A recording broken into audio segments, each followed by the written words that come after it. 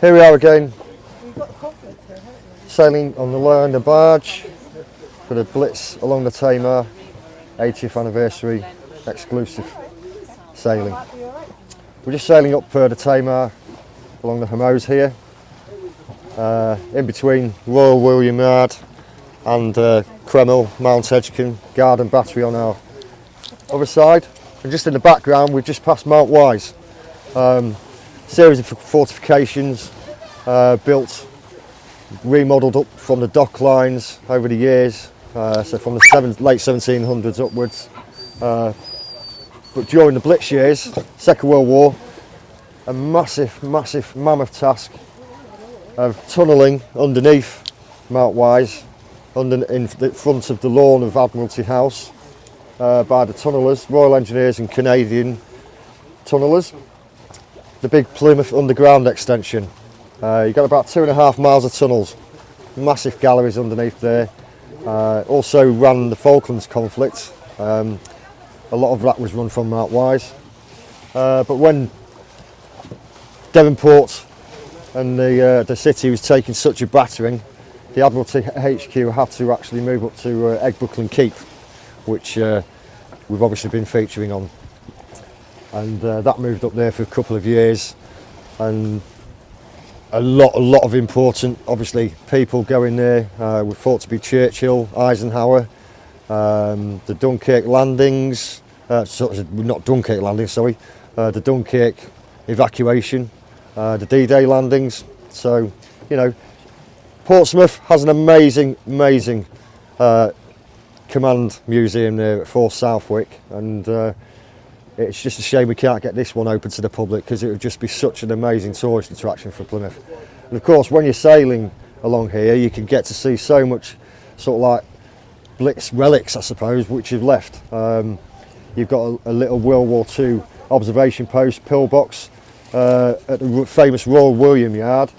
You can't miss this one today because it's painted white in the colours of the River Cottage canteen. That's right in the middle of the shot now. It's white, isn't it? It is indeed. And as you're coming along there, just as we come to the old the blockhouse artillery tower up here at Devil's Point here, there was an observation post that we've recently found on an old photograph for the first time.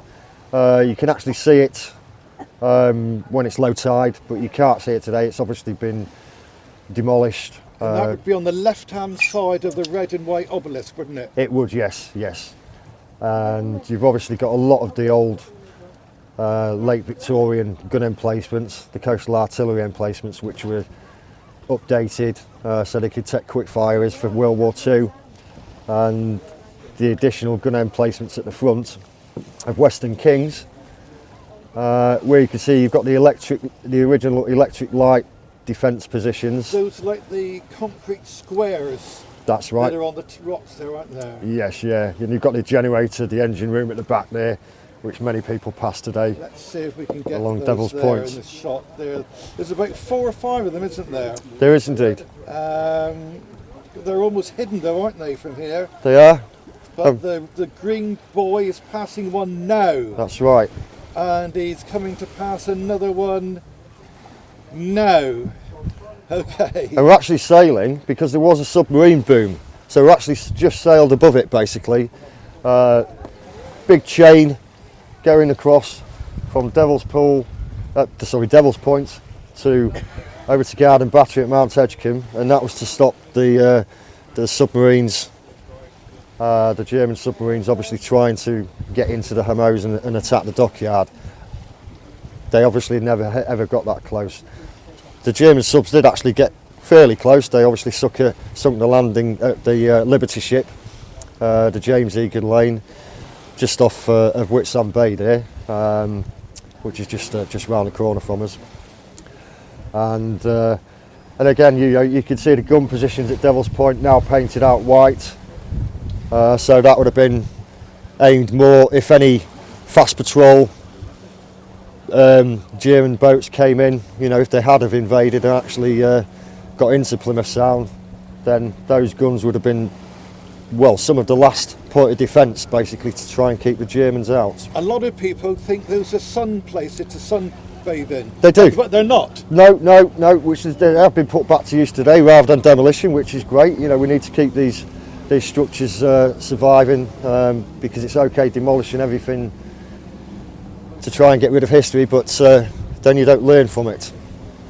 So, and obviously we're passing, just viewing over there, you've got the Royal Marines base at Stonehouse, and also looking along Plymouth Hoe there, and you can kind of see, I don't know if you're going to get a zoom in on there, but you've got the grand old Georgian buildings, Victorian, and then you can see the more modern infills. Of course, Mill Bay has completely been redeveloped, so you've not got very much surviving from this point of view, but certainly from here you can see the Grand Hotel and the old yacht club which was next door to it, which is now the modern build.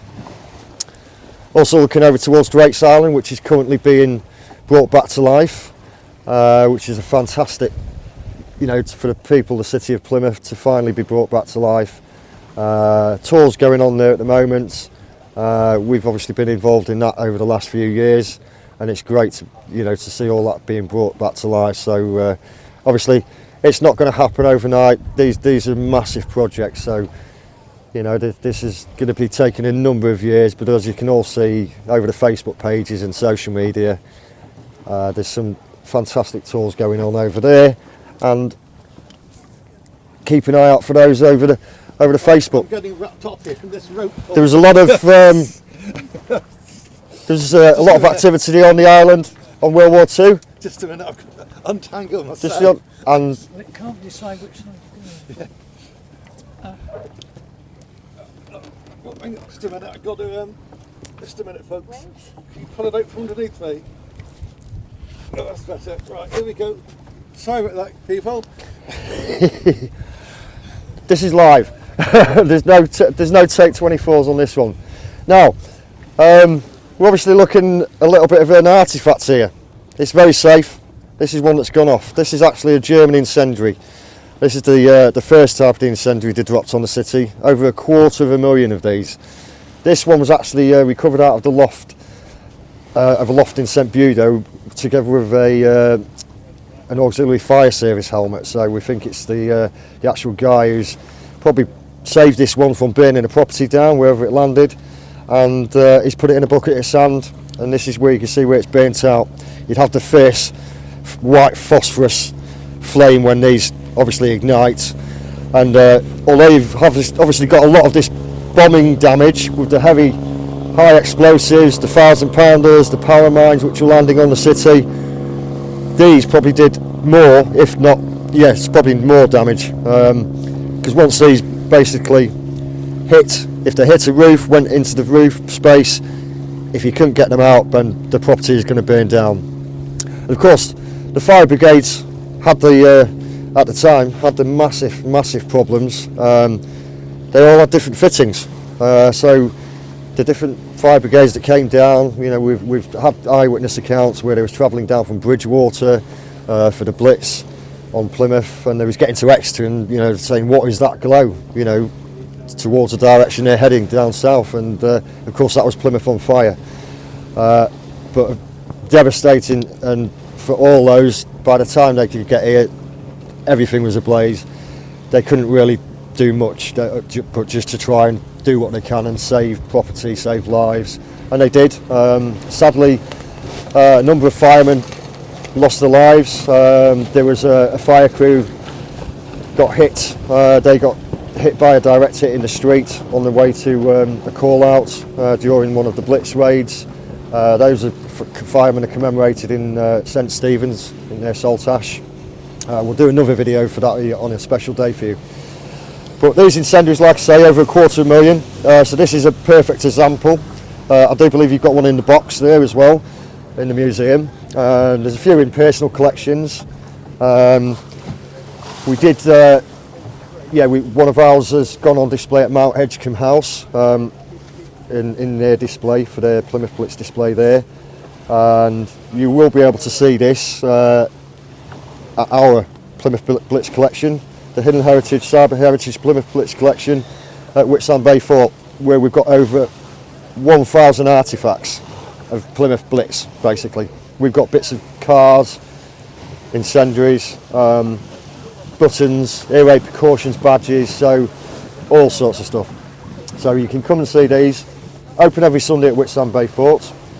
And the interesting thing about this little thing here is this is what's burnt Mount Edgecombe down. One of these landed on the roof, and obviously the caretaker at the time, he was up at Anthony with the key, and by the time they got there, sadly, you know, the house was fully ablaze, and there was not really a chance to really save much. So they'd lost a lot of, you know, original artefacts, as did Plymouth Library and Museum when that got hit as well. You know, but it's interesting to see that some of these still survive, and we're still finding them. Mostly we find little bits dotted around where we've been metal detecting around, found in people's gardens and stuff. But that is actually, so, you know, the culprits of what burnt Mount Edgecombe house down. Now the interesting thing, what we think about Mount Edgecombe, is that bombing raid. Hitler actually had Mount Edgecombe earmarked as one of his holiday homes had they had succeeded and invaded England, which they never did. So we often wonder, did that Luftwaffe crew, when they returned back from their bombing raid to the airfield in France where they took off, was they called in at the end of their raid, and did they actually get in telling off by Mr. Hitler to say, well, you've just burnt down my future holiday home in Plymouth, so, or on the Cornish side, but we never know. You know, it's one of those interesting stories that we may never ever find out. So, okay, folks. Thank you. There we go. Thank you.